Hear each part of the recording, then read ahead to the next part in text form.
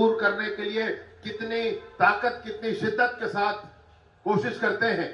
मैंने देखा है कि समाज में समरूपता आए, सब एक साथ मिलकर आगे बढ़े, हमारा समूचा देश आगे बढ़े, सनातनी मान बिंदु प्रतिष्ठित हो, इसके लिए महाराज जी प्राणपण से काम करते हैं। मैंने महाराज जी की यात्रा में महाराज जी के पैरों में छाले देखे हैं और उसके बाद भी उनकी गति नहीं रुकी है। इस बात को मैं देख कर आया हूं मेरे दोस्त।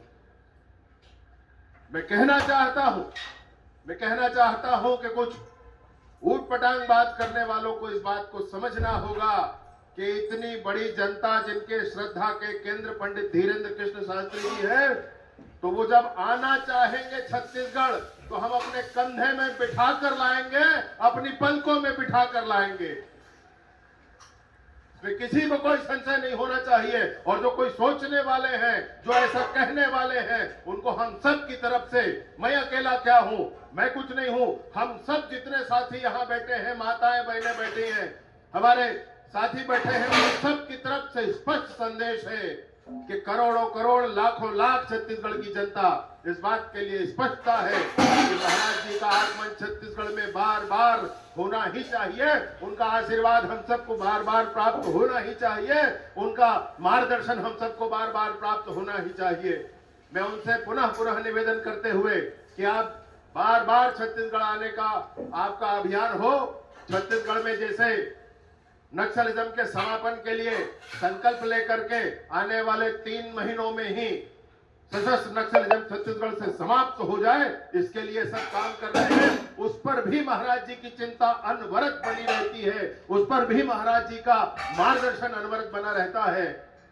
मैं उस अभियान के उपरांत भी पुनः महाराज जी का आगमन हो, इस प्रार्थना के साथ आप सबको प्रणाम करते हुए आज के कार्यक्रम में बड़े ही विशिष्ट लोग हम सबके बीच में विराजमान हैं।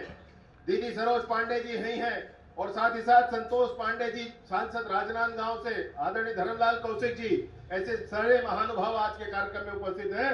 सबको प्रणाम करते हुए पुनः बागेश्वर धाम के पावन चरणों में प्रणाम करते हुए अपनी बात समाप्त करता हूं। बहुत बहुत धन्यवाद।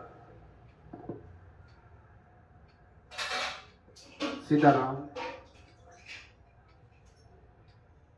अब आप सभी श्रद्धालुगण भक्तजनों से अनुरोध है, जो भी मंच पर हैं, जो गुरुदेव भगवान से आशीर्वाद प्राप्त कर चुके हैं, वो शीघ्र ही मंच से प्रस्थान करने के बाद विराजमान हो, क्योंकि